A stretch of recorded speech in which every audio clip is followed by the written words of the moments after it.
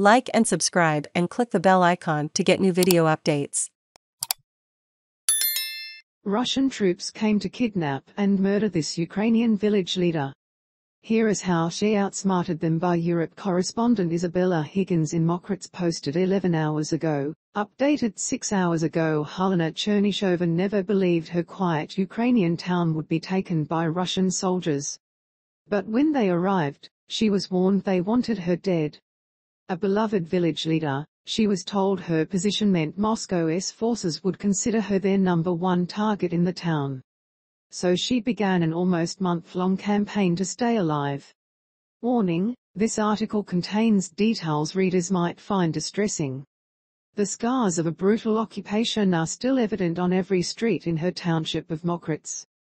Homes have been left as mangled wrecks, ammunition and unexploded shells line the laneways, and deep tank tracks are imprinted into the bare, black earth.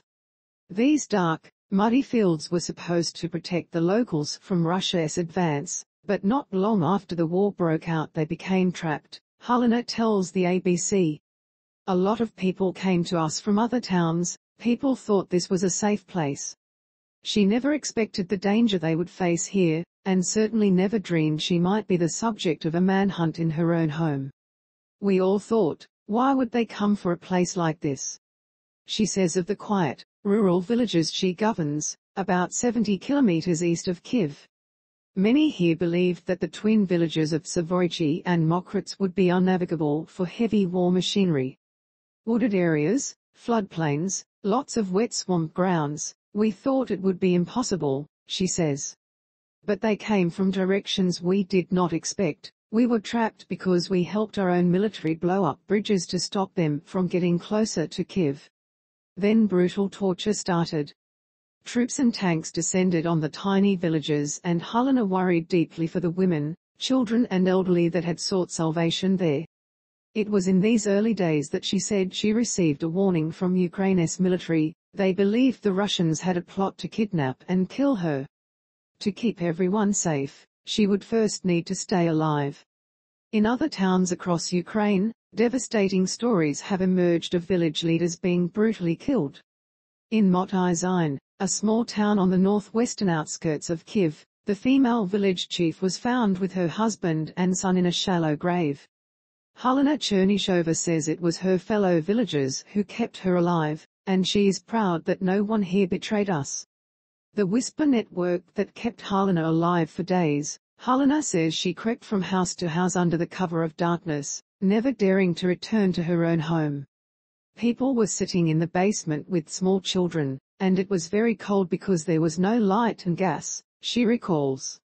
The villagers would send secret messages amongst each other to try and find a safe passage for their leader. People endured all this bravely. Everyone was trying to inform each other about the location of the enemy equipment, of the soldiers, she says. This saved me, but we also passed this information to our armed forces too, to stop the attacks. As she hid from the invaders in basements, cellars and attics, she got to work, helping and healing the worried and wounded. In addition to being a head of this village, I am also a doctor. I provided the medical care, she says. I saw it all with my own eyes. The atrocities are incredible. The shelling happened every day, starting in the morning and lasting till evening, sometimes until very late at night. People were tortured to death here, some were blown up. As the occupation turned into a weeks-long ordeal, the townspeople started another mission. Together, they launched their own evacuations of the vulnerable. We moved our children out of here until the Russians started laying mines on the road, and when they realized food was getting in, they shot any car they saw. Children were very scared. They cried and did not understand why they needed to hide, why shots and terrible explosions could be heard all the time. Read more on the Russian invasion of Ukraine. After a month of persecution and torment, the Russian forces started retreating almost without warning, and Helena could breathe again. She was alive and she had saved some of her fellow villagers. But still, hers is a town in mourning. A father was shot in front of his children, and he was just one of too many. We lost some of our best, she says. She is now dedicated to rebuilding her community, to repairing the torn-up roads and the ruined houses, and to removing the landmines left in their fields. But she knows the worst scars are the ones no one can see. Hope and healing are duty in liberated villages. Helena Chernyshova is not the only woman working to restore a semblance of normal life in these liberated villages.